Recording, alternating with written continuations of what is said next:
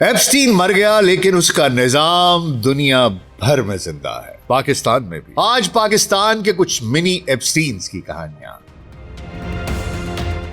میر رضا علی کی کہانی، اس کے کیس میں کیا پیش رفت ہوئی؟ پنکی کوکین کوئین بھری ہو گئی یا کسی منی ایپسٹین نے اپنا کھیل کھیلا؟ لاہور میں دو نوجوان لڑکیاں تھانے میں ایک ساتھ ڈرگ اوور ڈوز سے کیسے مر گئیں؟ کیا اس کہانی کے پیچھے بھی کوئی منی ایپسٹین ہے؟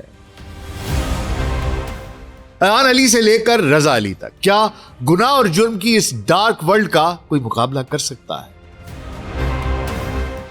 کیا ظلم اور جبر کا یہ نظام کبھی بدلے گا؟ کیا غریب کو کبھی انصاف مل پائے گا؟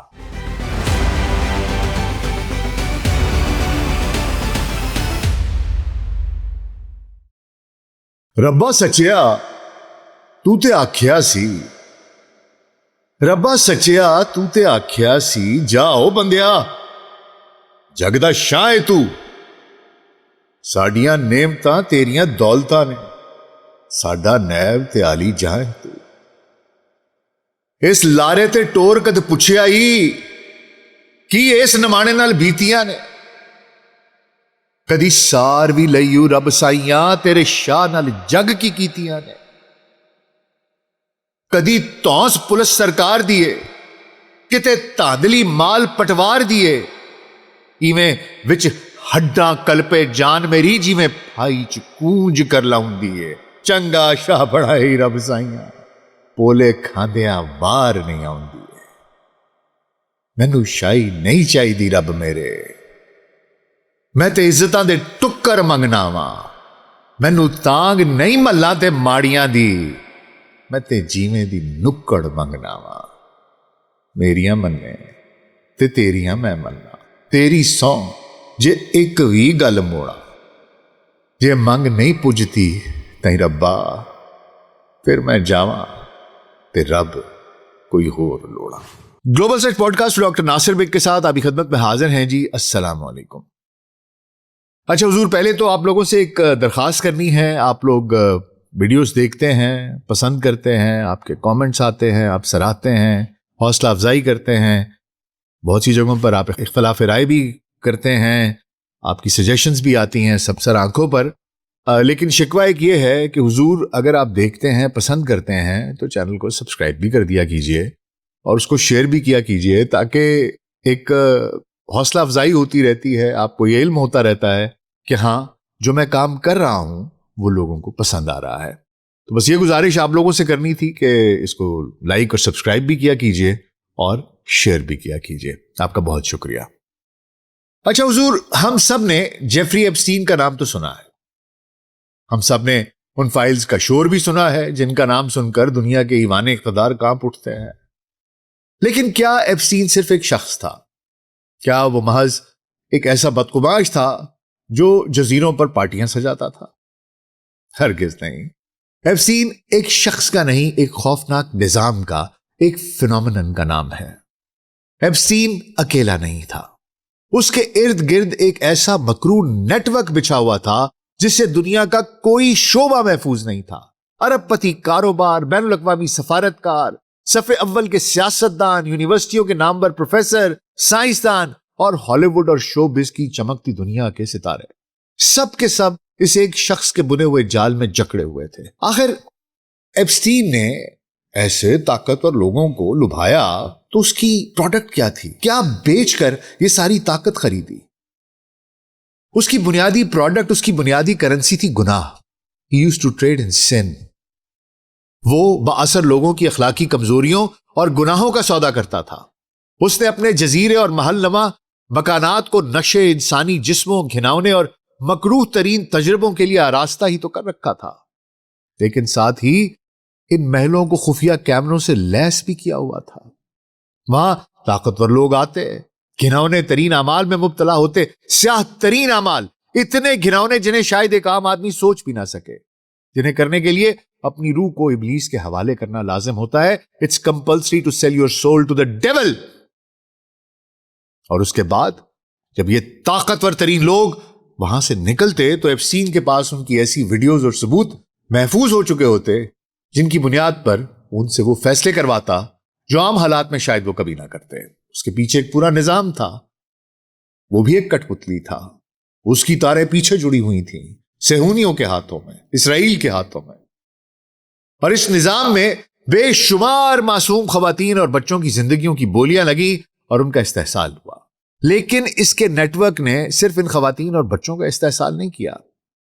ایپسٹین کی کچھ ای میل سے تجزیہ کاری اندازہ لگاتے ہیں کہ کووڈ جیسی مہلک وبا 71 لاکھ انسانوں کی زندگیاں نگل گئی، کروڑوں کی زندگیاں برباد ہوئیں، عالمی معیشت کو اربوں ڈالرز کا نقصان ہوا. یہ کووڈ بھی بل گیٹس، ایپسٹین اور ان کے کچھ سائنسدان دوستوں نے مل کر لانچ کیا.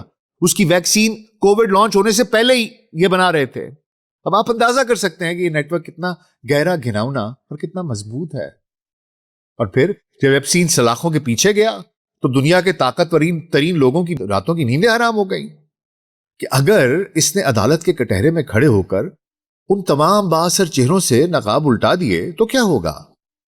تو وہ اپنے ہی سیل میں مردہ پایا گیا اور خبر آئی کہ اس نے خودکشی کر لی ہے. اس کے بعد کیا ہوا؟ اس کی خفیہ فائلز 2 امریکی صدور کی جو انتظامیہ تھیں ان کے بیچ گھومتی رہیں. انہیں سالوں تک منظر عام پر لانے ہی نہیں دیا گیا.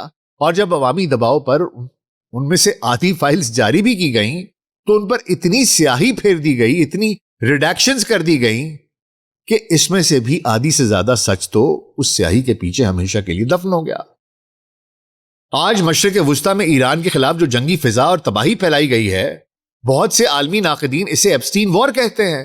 کچھ کا خیال ہے کہ نیتن یاہو نے ٹرمپ کو ایپسٹین فائلز پر بلیک میل کر کے جنگ شروع کرائی کیونکہ ایپسٹین اسرائیل کے لیے کام کرتا تھا. اور کچھ تجزیہ کاروں کا خیال ہے کہ ٹرمپ دنیا کی توجہ ایپسٹین فائل سے ہٹانا چاہتا ہے، اس لیے اس نے پوری دنیا کو جنگ میں دھکیل دیا. کتنی جانیں گئی، بنیادی ڈھانچے تباہ ہوئے، ایندھن کی قیمتیں آسمان کو چھونے لگیں اور دنیا کا عام انسان آج تک اس کے معاشی بوجھ تلے دبا ہوا ہے. صرف ایک نیٹ ورک اور اتنی بڑی دنیا کا معاشی اور انسانی خسارہ. لیکن یہ سب صرف امریکہ، یورپ اور طاقتور مغربی ممالک تک محدود نہیں ہے. یہ دنیا کے ہر ملک میں موجود ہیں. پاکستان میں بھی کئی منی ایپسٹینز ہیں. وہ طاقتور لوگ جو سایوں میں رہتے ہیں، جو سیاستدانوں، بیوروکریٹس، سرمایہ داروں اور بااثر افراد کے تار ہلاتے ہیں. ان کی کرنسی بھی گناہ ہے، جرم ہے، نشہ ہے.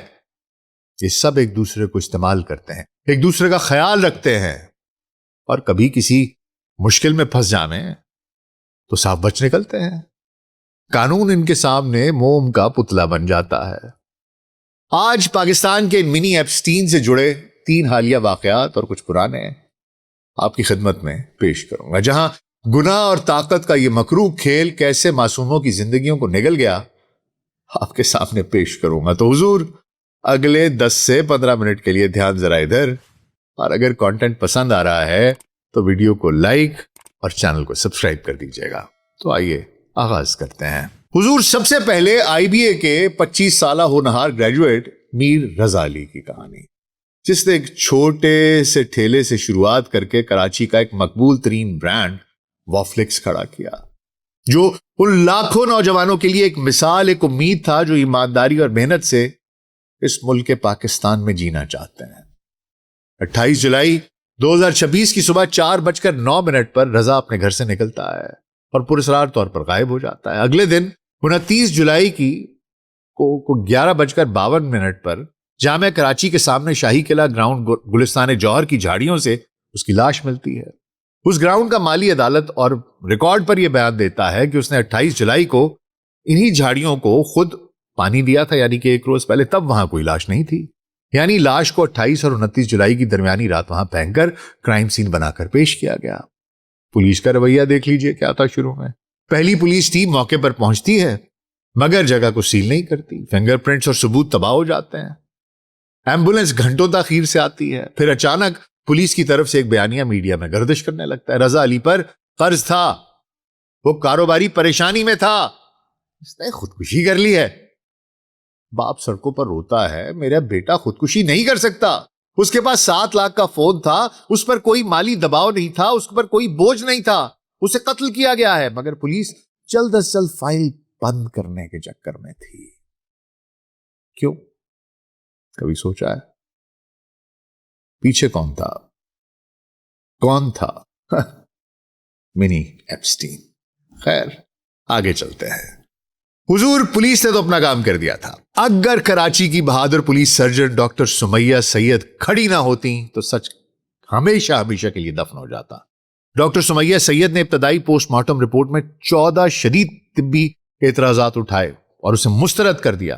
عدالت کے حکم پر جب جبران ناصر جو ایڈوکیٹ ہے اس کی قانونی جدوجہد کے بعد لاش کو قبر سے نکالا گیا، اس کی ایگزیبیشن کی گئی، دوبارہ معائنہ کیا۔ آپ اندازہ کر سکتے ہیں آپ اپنے کسی پیارے کو دفن کر کے آئیں اور اس کی لاش کو دوبارہ نکالا جائے، ایک جوان سال بچے کی، ان ماں باپ پر کیا گزری ہوگی؟ ایک بچہ جس کو جوانی میں مار دیا گیا، اس کی لاش کو قبر سے دوبارہ نکالا گیا، لیکن سچ کے لیے انہیں کرنا پڑا۔ پھر دوبارہ معائنہ کیا گیا تو پورا سچ سامنے آیا۔ گولی پیچھے سے لگی۔ سائنسی حقائق نے ثابت کیا گولی رضا کی پیٹھ سے داخل ہوئی اور سامنے سے نکل گئی۔ کوئی بھی شخص اپنی پیٹھ پر خود گولی نہیں مار سکتا۔ 12 گھنٹے کا تشدد ہوا۔ انکشاف ہوا کہ قتل سے قبل رضا کو 12 گھنٹے تک بدترین جسمانی تشدد کا نشانہ بنایا گیا۔ اس کا سکل، ناک، جبڑے کی ہڈیاں توڑ دی گئیں۔ اس کے گلے کی یہ ہڈی ہائیوئڈ بون، اس پر شدید تشدد کے نشانات تھے۔ پھر جی ایس آر ہوتی ہے جو کہ بارود کی رپورٹ ہوتی ہے۔ لیبارٹری رپورٹ نے یہ ثابت کیا ہے کہ پیٹھ پر گولی لگنے کے بعد خودکشی کا داغ تراشنا پولیس کی کھلی نالائکی ہے۔ وہ یہ کہتے ہیں کہ حضور اس کے دونوں ہاتھوں پر گن پاؤڈر کے ان کو ریزیڈیوز ملے ہیں، یعنی اس نے دونوں ہاتھوں سے ویپن چلایا۔ دونوں ہاتھوں سے کوئی اپنے کمر میں گولی مار ہی نہیں سکتا۔ یہ چیز بھی ختم ہو گئی کہ اس نے خودکشی نہیں کی تھی۔ یہ جی ایس آر رپورٹ آ گئی ہے، ابھی آئی ہے، جس کے بعد کیس میں دفعہ 302 اور دفعہ 201 ثبوت مٹانا اور قتل کی یہ دونوں شامل کر لی گئی ہیں۔ آئی جی سندھ جاوید عالم اوڈھو کی ہدایت پر 9 اگست 2026 کو 9 رکنی نئی تحقیقاتی ٹیم تشکیل دی گئی ہے، کمیٹی تشکیل دی گئی ہے، جس کی سربراہی ڈی آئی جی عامر فاروقی کر رہے ہیں۔ اس نے کچھ اہم پیش رفت کی ہے، وہ آپ کی خدمت میں پیش کر دوں۔ سب سے پہلے تکنیکی پیش رفت کو دیکھ لیتے ہیں۔ جے آئی ٹی نے جیو فینسنگ مکمل کی ہے گلستان جوہر کے اس غیر آباد علاقے میں۔ اس مخصوص رات میں چند انتہائی مشکوک غیر مقامی موبائل نمبرز متحرک پائے گئے، جن کی سی ڈی آرز اب بھی کھنگالی جا رہی ہیں۔ پھر رضا علی کا جو آئی فون اور سمارٹ واچ ہے وہ پہلے مقامی لیبز کے پاس بھیجے گئے، لیکن لواحقین کی عدم اعتماد پر لاہور کی Punjab forensic science agency PFSA کو بھیجے گئے ہیں۔ حیرت انگیز بات یہ ہے کہ رضا علی کی سمارٹ واچ سے معلوم ہوا ہے کہ اس نے آخری لمحات میں اپنے کلاؤڈ اور ڈیٹا سے کچھ چیزیں ڈیلیٹ کی یا اس سے زبردستی کروائی گئیں۔ اس کی والدہ کی بائیو میٹرک کے ذریعے سم کلون کرنے کی کوشش کی جا رہی ہے اور اس کا فون ابھی تک کریک نہیں ہوا، لیکن اس کی سمارٹ واچ جو ہے اس کو کریک کر لیا گیا، جس سے کچھ آخری میسیجز اور کالز کا پتہ چلا ہے اور اس کے اوپر یہ آگے تحقیق کر رہے ہیں۔ سی سی ٹی وی کی ایک فوٹیج، اس میں بھی یہ دیکھا گیا ہے کہ ہائی جیک یا اغوا ہونے سے کچھ لمحہ پہلے رضا نے اپنا فون گاڑی سے باہر سڑک پر پھینک دیا، شاید اس لیے کہ لوگوں کو اس کی کوئی لوکیشن مل سکے یا وہ کچھ بتانا چاہتا تھا۔ مرتے ہوئے بھی اس بچے میں اتنی حاضر دماغی تھی، imagine how intelligent he was. وہیں اس کا ایک قریبی دوست جو شراکت دار بھی اس کا پارٹنر ہے، محمد احمد، اس نے پولیس سے ہراسانی سے بچنے کے لیے عبوری ضمانت پری اریسٹ بیل کروائی ہے۔ عدالت نے سوال اٹھایا کہ بھئی جب آپ کو نامزد ہی نہیں کیا گیا تو ضمانت کیوں؟ تو محمد احمد اور اس کو انہوں نے بتایا محمد احمد کو کہ بھئی تم کراچی چھوڑ کر مت جاؤ، لیکن اس کا وکیل یہ کہتا ہے کہ جی یہ ڈرا ہوا ہے، کہہ رہا ہے کہ جی مجھے پہلے ہراساں کیا گیا پولیس نے، وہ اس لیے یہ کر رہا ہے، بٹ بہرحال وہ وہاں پر موجود ہے۔ اور جوڈیشل مجسٹریٹ ایسٹ نے تحقیقاتی ٹیم کو میر رضا علی کیس کی تفصیلی رپورٹ جمع کرانے کے لیے 24 اگست 2026 تک کی مہلت دی ہے۔ اب دیکھیے وہ آگے کیا بتاتے ہیں، لیکن سوچنے کی بات یہ ہے اس قتل کے پیچھے کون ہے، اصل قاتل کون ہے، جن کے اشارے پر پولیس نے 14 گھنٹے میں خودکشی کی کہانی گھڑی؟ وہ کون لوگ ہیں جو اتنے با اثر ہیں کہ کراچی جیسے شہر میں ایک ابھرتے ہوئے کاروباری کو، ایک انٹرپرینور کو 12 گھنٹے ٹارچر سیل میں رکھتے ہیں، قتل کرتے ہیں، ثبوت مٹاتے ہیں اور پورا نظام ان کے گناہ پر پردہ ڈالنے میں جٹ جاتا ہے؟ کون لوگ ہیں جن کو انہیں ہائر کیا؟ وہ کتنے پروفیشنلز تھے، کس طریقے سے کام کیا؟ دے کورڈ آل دا ٹریکس، انہوں نے ایک ایک چیز چھپائی، ثبوت چھوڑا ہی نہیں کوئی۔ آپ اندازہ کیجئے، اور اس کے بعد بدماشی دیکھیے، اس کے بعد ان کے کنیکشنز دیکھیے، کیسے ہر چیز منٹوں میں اس طرف جاری تھی کہ خودکشی ہوگی خودکشی ہوگی۔ کیوں؟ کیا یہ پاکستان کے منی ایپسٹینز کا کارنامہ نہیں ہے؟ کوئی ایسا جو جانتا ہے کہ وہ پولیس، میڈیا اور پوسٹ مارٹم رپورٹس پر اثر انداز ہو سکتا ہے؟ مگر اب شاید زمانہ بدل چکا ہے. سوشل میڈیا پر پوسٹ کی بھرمار ہے، عوام سڑکوں پر ہیں، جسٹس فار میر رضا علی کے نعرے گونج رہے ہیں. لیکن اصل سوال یہ ہے کہ کیا یہ آوازیں ان طاقتور سایوں کو گھسیٹ کر انصاف کی روشنی میں لا سکیں گی، یا یہ کیس بھی کچھ دن بعد دب جائے گا، لوگ بھول جائیں گے، اور میر رضا علی بھی انہی فائلوں کا، انہی پرانے قصوں میں سے ایک قصہ بن کے رہ جائے گا. اور حضور، اگر میر رضا علی کا کیس طاقت اور تشدد کی داستان ہے تو ہمارا دوسرا منی ایپسٹین کیس اس گناہ، نشے اور بلیک میلنگ کے نیٹ ورک کا وہ شاخسانہ ہے جس کی مثال ایپسٹین کے اپنے جزیرے سے کم نہیں. یہ کہانی ہے انمول کی، جسے دنیا پنکی یا کوکین کوئین کے نام سے جانتے ہیں. 1995 میں کراچی میں پیدا ہونے والی یہ لڑکی صرف 13-14 برس کی عمر میں ماڈلنگ کے خواب آنکھوں میں سجائے گھر سے بھاگ کھڑی ہوئی. لیکن جلد ہی وہ ایک ایسی دلدل میں اتر گئی جہاں سے واپسی کا کوئی راستہ نہیں تھا. 2008 کے قریب اس نے Clifton, D H A, farm houses, پارٹیوں اور پرائیویٹ محفلوں میں ڈرگ ڈیلیوری گرل کے طور پر کام کرنا شروع کر دیا. یعنی ڈرگ کسی کی یہ صرف پہنچایا کرتی تھی. 2010 تک اسے اس سارے کاروبار کی کہانی سمجھ میں آ گئی. اس کو سمجھ آ گئی کہ اندر باہر سے کیا تھی. انٹیلیجنٹ لڑکی تھی اور اس نے اپنا خود کا ایک نیٹ ورک بنا لیا. اس نے لاہور اور کراچی میں خفیہ موبائل لیبارٹریز قائم کی جہاں وائٹ کوک اور گولڈن کوک جیسے برانڈز کی ڈرگز تیار کی جاتی ہیں. اس نے اپنے برانڈز لانچ کر دیے جی، وائٹ کوک پنکی کا، گولڈن کوک پنکی کا. اور اس کا گاہک کون تھا؟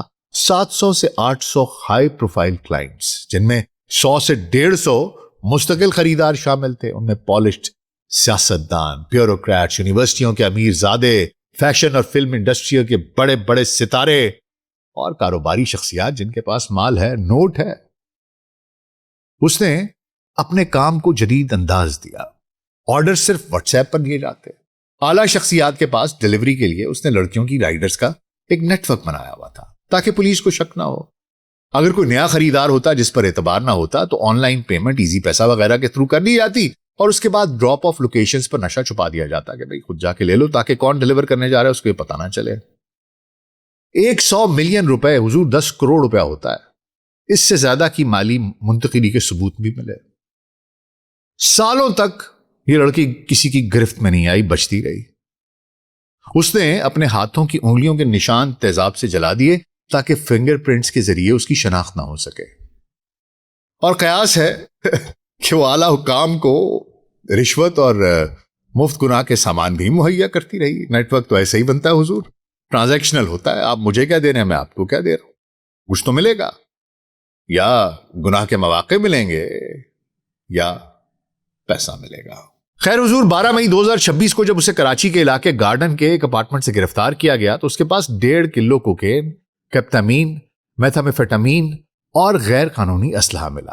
لیکن اس کے بعد جو ڈرامہ ہوا وہ ہمارے پورے نظام پر، اس پر ایک بہت بڑا طنز ہے. عدالت میں پیشی کے وقت ویڈیوز وائرل ہوئیں جہاں پنکی بغیر ہتھکڑی کے ہنستی ہوئی ایسے تلنگوں کی طرح ہاتھوں میں فون لیے وی آئی پی انداز میں واک کر رہی تھی. جب ہنگامہ ہوا تو تفتیشی افسر کو معطل کر دیا گیا. چلتا رہا ڈرامہ اور پھر انجام کار 13 اگست 2026 کو کراچی کی سیشن کورٹ نے 2020 اور 2022 کے 3 بڑے منشیات کے مقدمات میں عدم ثبوت کی بنیاد پر اسے بری کر دیا. حیرت کی بات دیکھیے، ایک سینئر پولیس افسر کا بیان آتا ہے کہ میڈیا ہائپ کی وجہ سے ایک معمولی عورت کو اتنا بڑا ڈرگ ڈیلر بنا دیا گیا. سوال یہ ہے کہ کیا واقعی ثبوت نہیں تھے، یا وہ 800 بااثر گاہک، وہ سیاستدان، وہ افسران، وہ بزنس ٹائکونز جن کے راز پنکی کے موبائل میں بند تھے، کیا وہ سب افسانہ تھے یا کچھ ڈوریاں ہلیں؟ ایپسٹین بھی یہی کرتا تھا. وہ منشیات اور گناہ مہیا کرتا تھا، پھر بااثر لوگوں کو بلیک میل کر کے اپنے کام نکلواتا تھا. کہیں مشکل میں پھنستا تھا تو وہ خود ہی اسے نکال دیتے تھے.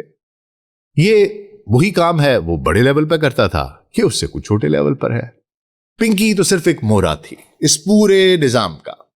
اصل منی ایپسٹین پیچھے سے ڈوریاں ہلاتے ہیں. اب چلتے ہیں ہمارے تیسرے کیس کی طرف جو لاہور میں پیش آیا. یہ کیس دکھاتا ہے کہ جب آپ اس گناہ کے نیٹ ورک کے قریب سے بھی گزرتے ہیں، دانستہ یا غیر دانستہ، تو آپ کا کیا حشر کیا جاتا ہے. 4 اگست 2026 دوپہر 2:54 پر لاہور کے ٹاؤن شپ علاقے سے کسی نے 15 پر کال کی کہ 2 لڑکیاں انمول 22 سالہ اور آمنہ 17 یا 25 سالہ ان کے گھر میں چوری کی نیت سے گھسی ہیں۔ 3:11 پر ٹاؤن شپ پولیس موقع پر پہنچتی ہے اور دونوں لڑکیوں کو تحویل میں لے کر تھانے میں منتقل کر دیتی ہے۔ 4:50 پر ان پر چوری کی FIR درج کی جاتی ہے اور پھر اچانک 6:03 پر یعنی تحویل میں لینے کے صرف 3 گھنٹے کے اندر ریسکیو 1122 کو تھانے سے کال جاتی ہے کہ 2 قیدیوں کی طبیعت بہت خراب ہے۔ 6:14 پر ریسکیو ٹیم وہاں پہنچتی ہے تو ایک لڑکی دم توڑ چکی ہوتی ہے اور دوسری انتہائی تشویشناک حالت میں جناح ہسپتال پہنچ کر دم توڑ دیتی ہے۔ 3 گھنٹے میں 2 نوجوان لڑکیاں تھانے کی تحویل میں پراسرار طریقے سے ہلاک ہو جاتی ہیں۔ ابتدائی پوسٹ مارٹم رپورٹ اور طبی حقائق کیا کہتے ہیں یہ بھی آپ کی خدمت میں پیش کیے دیتے ہیں۔ وہ کہتے ہیں جسمانی تشدد کی نفی کرتے ہیں۔ کہتے ہیں واقعے کے کچھ دنوں کے بعد یہ جو تشکیل دیے گئے ابتدائی پوسٹ مارٹم بورڈ کا کہنا ہے کہ دونوں لڑکیوں کے جسم پر کسی قسم کے بظاہر جسمانی تشدد یا زخم کے نشانات نہیں ہیں۔ معائنے کے دوران دل میں خون کے بلڈ کلاٹس کہتے ہیں اور پھیپھڑوں پر سیاہ دھبے دیکھے گئے ہیں، جبکہ جگر، گردہ اور معدہ یہ بالکل ٹھیک ہیں، اندرونی اعضاء بظاہر بالکل ٹھیک ہیں اور صحت مند ہیں۔ فورینزک رپورٹ کا انتظار ہے۔ ابھی تک موت کی اصل اور حتمی وجہ کا تعین کرنے کے لیے جسم سے خون اور بائیو ٹیشوز اور دیگر سیال مادوں کے نمونے کیمیکل اور ہسٹوپیتھولوجی کے لیے لیبارٹریز کو بھجوا دیے گئے ہیں، جن کی رپورٹس کا انتظار ہے۔ بعد میں پولیس کے ایک اعلیٰ افسر جو ہیں وہ میڈیا کے سامنے آ کر یہ موقف اپناتے ہیں کہ ان دونوں لڑکیوں کی موت منشیات کی زیادتی اوور ڈوز کی وجہ سے ہوئی ہے، تھانے میں کوئی تشدد نہیں کیا گیا۔ اب ذرا سوچئے کیا یہ محض اتفاق ہے کہ 2 مختلف لڑکیاں، جوان لڑکیاں جن کی عمریں 20-25 سال کے بیچ میں ہیں، ایک ہی وقت میں تھانے کے اندر بالکل ایک ہی منٹ پر ڈرگ اوور ڈوز سے مر جائے؟ ایسا کہیں ہوتا ہے؟ ان کے گھر والوں اور human rights commission of Pakistan HRCP اور ہیومن رائٹس واچ نے اس پر سوال اٹھائے ہیں۔ لواحقین کہتے ہیں کہ لڑکیوں کے جسموں پر تشدد کے نشانات تھے، جبکہ ابتدائی رپورٹس میں عجیب و غریب تضادات ملتے ہیں۔ HRCP نے اپنی تحقیقاتی رپورٹ میں پولیس کی ٹائم لائن اور لاشوں کو جلدی میں جا کر دفنانے پر بھی شدید سوالات اٹھائے ہیں۔ آخر ان دونوں لڑکیوں کے پاس ایسا کیا راز تھا؟ کیا وہ کسی بااثر شخصیت کا کوئی سچ جانتی تھی جسے چھپانا ضروری تھا، یا انہیں پولیس نے استعمال کیا اور بعد میں اس کو چھپا دیا گیا، یا کسی منی ایپسٹین کے جال کا حصہ تھیں اور انہیں خاموش کرا دیا گیا؟ تھانے کے اندر کیمرے تھے لیکن سچ ہمیشہ کی طرح غائب۔ آئین کی دفعہ 176 کے تحت جوڈیشل انکوائری کا حکم تو دے دیا گیا، مگر ہم اور آپ جانتے ہیں اس ملک میں ایسی انکوائریز کا کیا نتیجہ ہوتا ہے، خدا جانے۔ خیر، اگر آپ سمجھتے ہیں کہ یہ واقعات صرف اسی سال کی پیداوار ہیں تو تاریخ کے صفحات پلٹ کر دیکھ لیجئے، پاکستان کی تاریخ ایسے ہی واقعات سے بھری پڑی ہے۔ 2015 میں اسلام آباد ایئرپورٹ پر کروڑوں ڈالر نقد رقم کے ساتھ پکڑی جانے والی ماڈل ایان علی کو، اس کو یاد کیجئے، پیسہ کس کا تھا؟ کون منی ایپسٹین تھا؟ انجام کیا ہوا؟ وہ لڑکی مہینوں جیل میں رہی اور پھر ایک دن خاموشی سے دبئی چلی گئی اور اس کی فائل پر دھول جم گئی۔ شاہ رخ جتوئی اور شاہزیب کے قتل کا کیس آپ کو یاد ہوگا۔ 2012 میں ایک معصوم اور باکردار نوجوان شاہزیب خان کو محض اس لیے گولی مار دی گئی کہ اس نے اپنی بہن سے بدتمیزی پر اعتراض کیا تھا۔ قاتل کون تھا؟ ایک بااثر عرب پتی شاہ رخ جتوئی۔ سالوں تک عدالتوں میں کیس چلا، دیت کا قانون استعمال ہوا اور بالآخر وہ طاقتور قاتل ہنستا ہوا جیل سے باہر آ گیا اور شاہزیب کا خاندان پاکستان چھوڑ کر چلا گیا۔ کارساز ٹریفک حادثہ نتاشا کیس 2025-2024 کا وہ خوفناک واقعہ جہاں کراچی کی کارساز روڈ پر ایک بااثر اور ارب پتی بزنس مین کی اہلیہ نتاشا نے تیز رفتار گاڑی سے ایک موٹر سائیکل کو رون دیا۔ ایک بوڑھا باپ اور اس کی بیٹی سڑک پر کچل کر دم توڑ گئے۔ پولیس نے ابتدا میں اسے دماغی حالت ٹھیک نہ ہونے کا رخ دینے کی کوشش کی۔ نائٹ لائف کے ڈرگ ٹیسٹ کی رپورٹس پر سوالات اٹھے اور بالآخر دیت اور اربوں روپے کے معاہدوں کے تحت وہ معافی نامہ حاصل کر کے اپنے گھر چلی گئی۔ ہر بار کہانی وہی ہے، عام انسان کا خون سستا اور طاقتور شخص کا گناہ، اس کا جرم اور اس کا نظام قابل احترام اور انٹچبل۔ حضور، یہ محض چند کہانیاں ہیں۔ میر رضا علی، پنکی کوکین کوئین، ٹاؤن شپ تھانے کی انمول و آمنہ، ایان علی، نتاشا کا کارساز حادثہ، لیکن یہ تمام کیسز اس گلی سڑی دلدل کا صرف ایک چھوٹا سا حصہ ہے جو ہمارے ارد گرد پھیلی ہوئی ہے۔ پاکستان کے ہر شہر، ہر قصبے، ہر گاؤں میں ایسے سینکڑوں منی ایپسٹینز موجود ہیں۔ جیسے انٹرنیٹ کی دنیا میں وہ ہم دیکھتے ہیں نا کہ ایک ڈارک ویب ہے جہاں جرم بکتا ہے، بالکل اسی طرح ہمارے معاشرے میں بھی ایک ڈارک ورلڈ ہے، ایک ایسی دنیا جہاں گناہ کا بدلہ گناہ سے دیا جاتا ہے، جہاں شراب، شباب، ڈرگز اور بلیک میلنگ کا لین دین ہوتا ہے، ایک پورا جال جس میں سب ایک دوسرے کو سپورٹ کرتے ہیں، ایک دوسرے کے راز چھپاتے ہیں۔ اس تاریک دنیا کے اپنے قوانین ہیں، وہاں عام انسان صرف ایک کھلونا ہے، ایک بلی کا بکرا۔ اگر آپ ایک عام شہری ہیں اور غلطی سے بھی اس نیٹ ورک کے راستے میں آ گئے یا آپ نے ان کے کسی سچ پر سے پردہ اٹھانے کی کوشش کی تو آپ کی قیمت صرف ایک گولی، ایک جعلی اوور ڈوز، ایک خودکشی کا ڈرامہ یا ایک جعلی انکاؤنٹر۔ جیفری ایپسٹین امریکہ میں مر گیا، لیکن وہ ایک شخص نہیں تھا، وہ ایک نظام تھا، ایک سسٹم تھا جو آج بھی زندہ ہے۔ امریکہ میں، پاکستان میں، دنیا بھر کے ہر خطے میں منی ایپسٹینز اس نظام کو زندہ رکھے ہوئے ہیں۔ یہاں کے منی ایپسٹینز انٹچیبلز ہیں، وہ حکومتیں بدلتے ہیں، وہ قانون بدلتے ہیں، توڑتے ہیں، بناتے ہیں، پولیس کے بریف کیس بھرتے ہیں، عدالتی فائلوں سے اپنے نام غائب کرواتے ہیں، جب جو چاہے کروا سکتے ہیں۔ ہم اور آپ، ہم ان کے لیے صرف چارہ ہیں، بلی کے بکرے۔ ہماری ان کے سامنے کوئی اوقات نہیں ہے۔ سوال یہ نہیں ہے کہ اگلا منی ایپسٹین کون ہوگا یا اگلے کسی منی ایپسٹین کا کب ایسا کوئی واقعہ ہوگا کہ سامنے آ جائے۔ واقعات تو روز ہوتے ہیں، سامنے کوئی آتا ہے۔ سوال یہ ہے کہ کب تک اس تاریک نظام کے ہم وکٹمز بنتے رہیں گے؟ کیا کبھی یہ نظام بدل پائے گا؟ یا یہ لوگ اتنے طاقتور ہیں کہ اسے چھونے والا ہر شخص جل کر بھسم ہوتا رہے گا؟ حقیقت خدا جانتا ہے، لیکن جو کچھ ہوتا ہے، جو کچھ دکھائی دیتا ہے، اس سے تو یہی محسوس ہوتا ہے کہ شاید ہم لوگ بہت کمزور ہیں اور یہ لوگ بہت طاقتور۔ شاید کبھی بھی اس اندھیرے کو ہم اجالا نہیں دکھا پائیں گے۔ آپ کا اس بارے میں کیا خیال ہے؟ مجھے کامنٹس میں ضرور بتائیے گا۔ اپنا بہت خیال رکھیے گا۔ شکریہ۔